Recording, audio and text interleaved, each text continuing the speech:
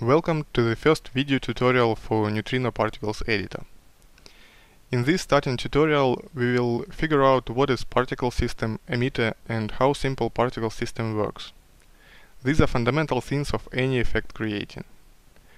First of all, let's start the editor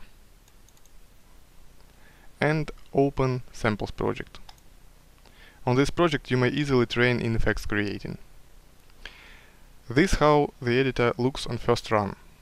Now briefly about windows here. This is a project window. Here you can see all effects created in the project. These effects are grouped into folders, which replicate a structure of directories on a disk. More about projects I will tell next times. In the folder called Tutorial, you can find simple effects intended to demonstrate basic features of the editor and to be easier to learn, unlike effects folder, which has examples of finished complex effects. For the first time it is useful to take a look on these effects to understand possibilities of the editor. To open an effect, double-click it.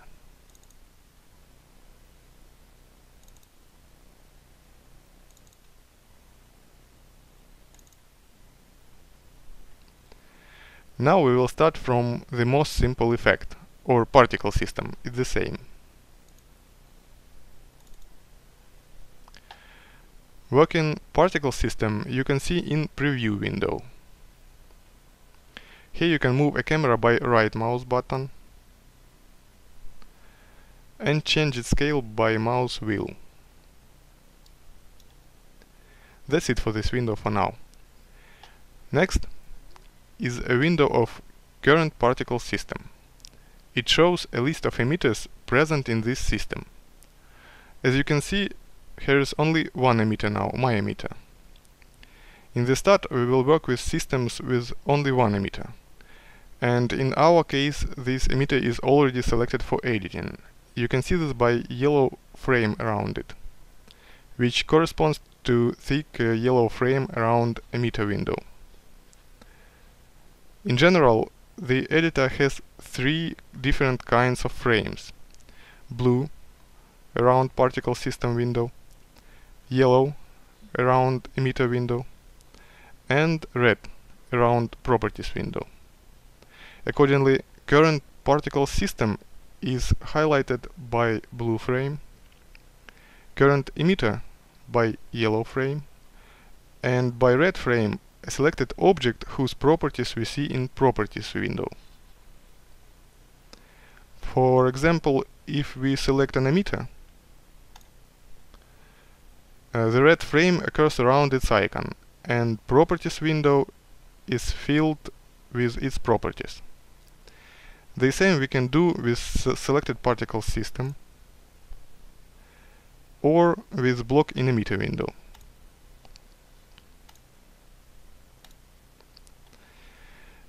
Next one is a window of current emitter of particles, or just emitter window. In general, particles emitter is a scheme, which describes how particles have to be generated, how they live, and when they die. This scheme is mutual for all particles generated by an emitter. Also, this scheme can be called algorithm. Now about rules of constructing of emitter scheme. First of all, it consists of blocks connected to each other.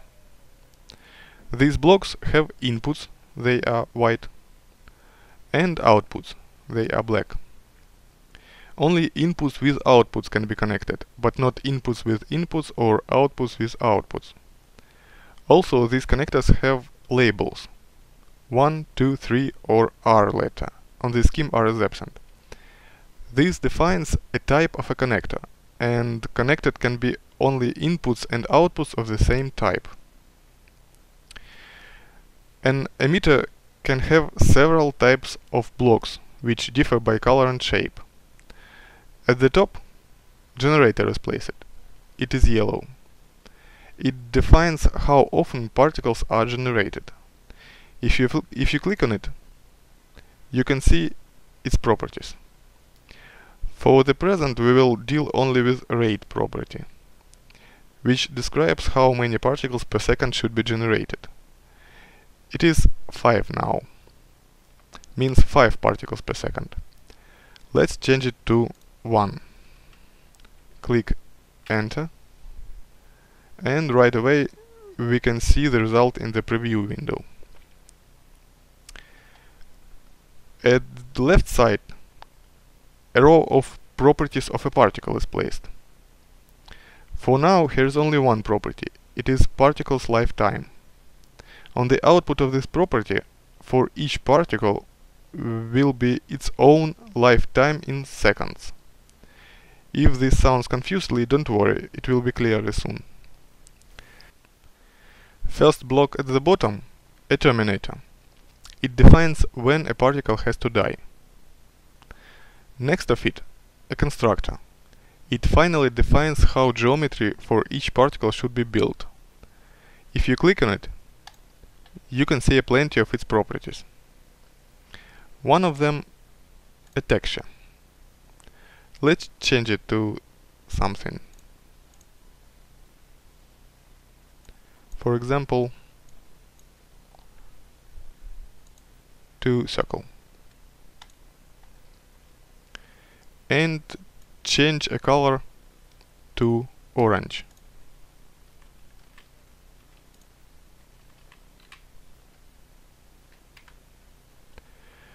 As you can see, the color is represented as 3 components, X, Y and Z, which corresponds red, green and blue colors, defined in range from 0 to 1. For now, I will not go deeply to this and tell about assembling of a color from these components. And the last type of blocks on our scheme is functions. They are green. In the editor there are more than 20 different functions, and each of them requires almost a single tutorial. But now we will touch only general mechanism of functions and basics of emitter working. So, now we have an assembled working scheme. If the scheme is not assembled, we can see a working effect in preview window, and we have an input which requires connection highlighted by red. After the scheme is fixed, the effect starts again. As I already said, this scheme describes a behavior of a single particle, and more precisely the way how a particle should live on a single frame of animation. How does this scheme work? The first step of frame simulation, generator fires. If it decides that a particle should be created, it creates one. And at that moment all properties of the particle is being initialized. In our case there is only one property, it is lifetime. After a particle is created, this property stores a 0 value, and every frame this value will be increased by time spent from a previous frame, so it always represents time spent from particle's birth. Next step of frame simulation is updating. At that all particles are getting older for length of one frame. By this updating, values stored in lifetime properties of all particles are increased by that time of one frame. By default it is 1/30th of a second. In our case the system is pretty simple, and on this step nothing else happens. Next step is terminating, where a terminator checks if particles need to be killed. And for our scheme, at this step a linkage between the blocks starts to work. Note that the terminator has 2 inputs, less and great. Less input is connected to an output of lifetime property, and great input is connected to an output of value function block. As you can see, the value block stores 5. The terminator for every particle will compare values on inputs, and if a value on less input will be bigger than a value on great input, the particle will be killed. The values on inputs of terminator are given from connected outputs of block lifetime and value, wherein values on the lifetime output differ for every particle and corresponds to its lifetime, and values on the output of value function will be the same for every particle and equal to 5. This is the way how value function works. It just outputs a fixed value. As a result, if a particle has a lifetime bigger than 5, it will be killed. You can see how this works in preview window. Here particles are created at the start of a path, then they live 5 seconds when they move by the path, and finally die in the end.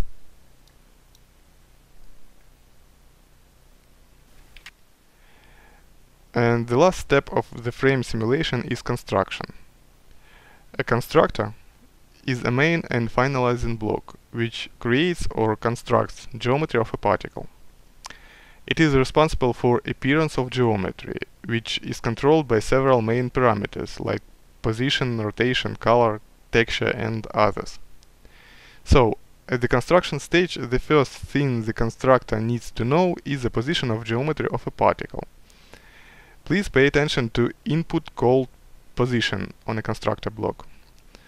When the constructor needs a position of a particle, it requests a value from this input. And because it's connected to an output of another block, this value is actually requested from that another vec3 block. Vec3 block also has an input. And to give out a result value to constructor, it needs to request an input value from path2 block. And further by a chain, path2 requests expression block, expression requests two values from value block and from lifetime block, where requests finally finish because these blocks don't need to request anything, they only provide values. It was a request chain, but execution of blocks will happen in reverse order. Lifetime and value blocks provide expression with values. Then expression executes and provide path2 with a value. Then executes path2, vec3, and finally, when the constructor gets a value, it executes and a visible particle appears on the screen. So, to execute, a function block needs to get a values from all its inputs. And as a result of execution, a computed value is given out to an output. Other types of blocks may just give out a value, like lifetime, or to make their intended job based on input values, like terminator or a constructor. This defined chain of blocks connected to the constructor is the same for all particles. The only thing that differs is a value provided by lifetime block. For each particle, it will correspond to its own lifetime. Now let's look closer to this chain to understand what makes particles to move by a path. So try to imagine a particle and the way it lives. Specifically, 3 moments of its life: birth, 1/2 of life, in our case it is after 2.5 seconds, and death, after 5 seconds. In every moment of particle's life, block lifetime will give out its current lifetime spent. For our 3 moments it is 0, 2.5 and 5. This value will be given to expression block, which calculates a mathematical expression, and as you can see in our case it is a division of a value from A input by a value from B input. On A input, a value comes from lifetime, and on B input, a value comes from value block, which always equals to 5. So, on the output of expression block, on birth of a particle will be 0 divided by 5 equals 0. On half of life, 2.5 divided by 5, it is 0.5. And on death, 5 divided by 5, it is 1. So a value on the output of expression block will linearly change from 0 to 1 whilst the particle's life, wherein a value block defines a length of particle's life, which is used simultaneously in the terminator block and in the expression block. Please remember this bunch of blocks to obtain a value from 0 to 1 depending on particle's lifetime. It will be very useful in the future. Next, block path2 defines a path. If you click on it, you can see its properties in property window and a path in preview window. How this block works. It takes a value from 0 to 1 on its input, and on the output it gives out a position on a path defined by this block, wherein 0 corresponds to the start of the path and 1 corresponds to the end. So obviously 0.5 will correspond to 1/2 of the path. In our case, to the input of path2 block, a value comes from expression block, which gives out 0 at particle's birth, 0.5 on half of its life, and 1 at death. Correspondingly, at the output of path2 block will be positioned at the start of a path at birth moment, at the center of the path at half of life, and at the end at death moment. And throughout life of particle, this position will linearly change because a value on the output of expression linearly changes as well. Note that the output connector of path2 block has a label 2. This means two-dimensional vector, or two-component value. In path2 case, this value corresponds to x and y coordinates of position on the path given out from the block. But as the constructor takes three-dimensional position, the output value of path2 block needs to be expanded from two-dimensional vector to three-dimensional vector, and this is done by vec3 block. It takes a two-dimensional vector and converts it to three-dimensional by adding z coordinate. As you can see from the block, it adds 0 in our case. So the chain of blocks connected to the constructor on every frame for every particle produces a position for that particle's geometry, depending on the lifetime. And as a result, we have moving by a path.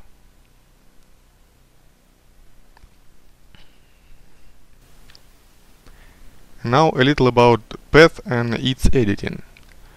If you select path2 block, a path curve defined by this block is shown in preview window. This curve consists of key points, or just keys, and segments which connect the keys. You can select and move keys,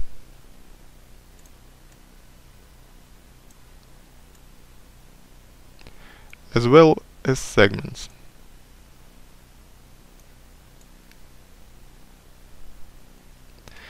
You can add a key by holding Shift on a keyboard and clicking on a segment.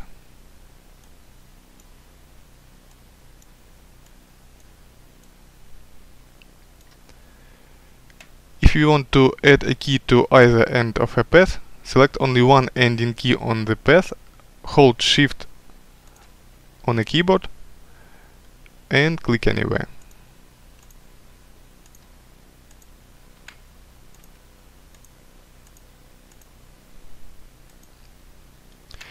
You can also change a type of keys and segments. Segments can be smooth,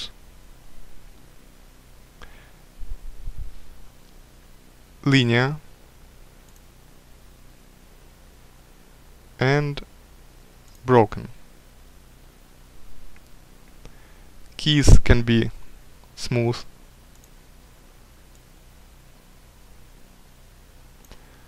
and corner.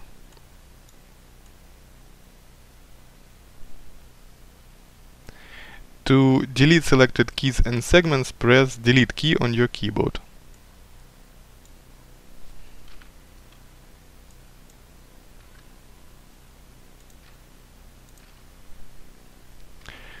Okay, now let's train in creating the same emitter scheme as we discussed here by yourself. Basically, you will have a simplest working emitter template prepared to start from, and you will not need to assemble a scheme from scratch. But to show the way this assembling looks like, I will delete all blocks from our scheme and reassemble it again.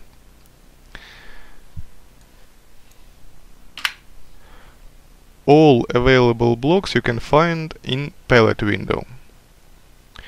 To add new block to the scheme, find it in the palette and drag and drop it on emitter window. Here is a generator,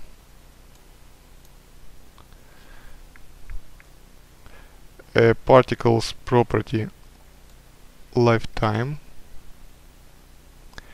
a terminator,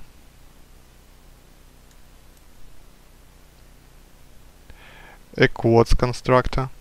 Pick exactly quads but not strips, which we will discuss in later tutorials. Next is a value function. Let's set its value to length of particles life. It is 5. Expression a divided by b. Path 2. As you can see, path already defined as arc and converted to three-dimensional vector. Now let's link all these blocks. Note that the terminator now has only one input labeled less. It is because a value of grade input you can set in properties of the block itself. But in our case it is better to use a value from outside. To bring out a value from properties to connector, you need to click this button on property in properties window. And now link proper connectors to make this scheme work.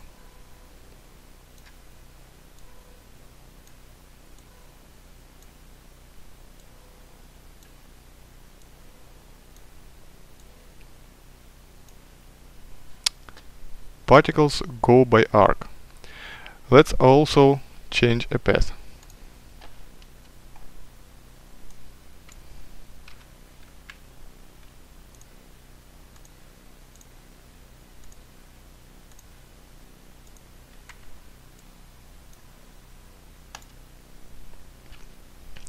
Done. So, it is the end of this tutorial.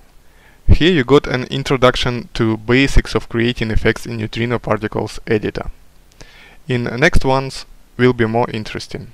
Thank you for your attention.